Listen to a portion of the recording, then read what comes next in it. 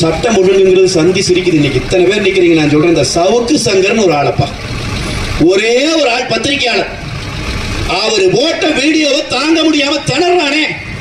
அவர் வீட்டுக்குள்ள செப்டிக் டேங்க்ல இருந்து தண்ணி மோந்துட்டு போய் வீட்டுக்கு ஊத்தி விட்டான்.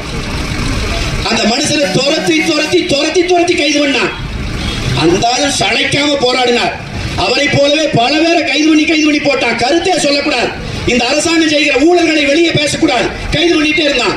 இப்ப அவரு பெரிய அறிவாளி தான். இவன் இந்த வேலை பண்ணிட்டு இருக்கிறான்ட்டு இவன் பண்ண எல்லா அயோக்கியத்தனத்தையும் வீடியோவா பண்ணி அந்த வீடியோவை யாருக்கிட்டயோ கொடுத்துட்டு அவர் இப்ப எங்கேயும் தெரியல, எங்கேயோ போயிட்டார். இப்ப என்ன பண்றா தெரியுங்களா? இந்த வீடியோவை போடுற சேனல் எல்லாம் நானும் போட்டேன், என்னை கூப்பிடல. பத்திரிகையாளராக இருக்காங்கல்ல, அவங்க சேனல்ல அந்த வீடியோவை போட்டா வீட்டுக்கு சம்மன் அனுப்பிட்டு இருக்குது போலீஸ். நான் இங்க இருக்கிற தேர்தல் கமிஷன் அதிகாரிகளுக்கு சொல்லுகிறேன், தேர்தல் வந்துருச்சு.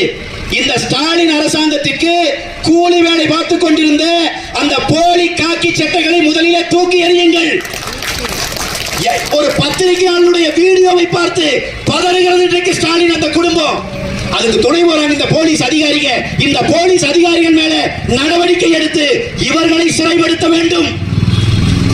எவனுமே பேசக்கூடாதுங்கிறான், பேசுனா மிரட்டுறான், பேசுனா அவதூறுகளை தூக்கி வீசுறான், பேசுகிறவனை துரத்தி துரத்தி அடிக்கிறான், உயிரை சுருக்கம் கொடுக்கிறான், ஊருக்குள்ளேயே வசிக்க முடியாம பண்றான். நான் சொல்றேன், இதே சவுக்கு சங்கர் அதிமுக ஆட்சி இருந்த போது எங்களையும் எதிர்த்து பேசியது உண்டு. அதிமுக விமர்சனத்தை நேருக்கு நேரா சந்திச்சுக்கிறான். உங்களை மாதிரி கோழை மாதிரி அவன் வீட்டுக்குள்ள செப்டிக் டேங்க் தண்ணியை ஊத்தி விடல, அவனை கைது பண்ணி சிறைப்படுத்தல. அவர் எங்க இருக்கிறாருன்னே தெரியாம இன்னைக்கு தலைமறைவாகிற வரைக்கும் இந்த காக்கி சட்டைகளை வைத்து மிரட்டல. நல்ல காக்கி சட்டை யாரை மிரட்டணும்? கஞ்சா விக்கிறவனை மிரட்டணும், கள்ளச்சாராயம் விக்கிறவனை மிரட்டி பிடிச்சிருக்கணும். 120 பேரை கொண்டான் கள்ளச்சாராயம் வித்து.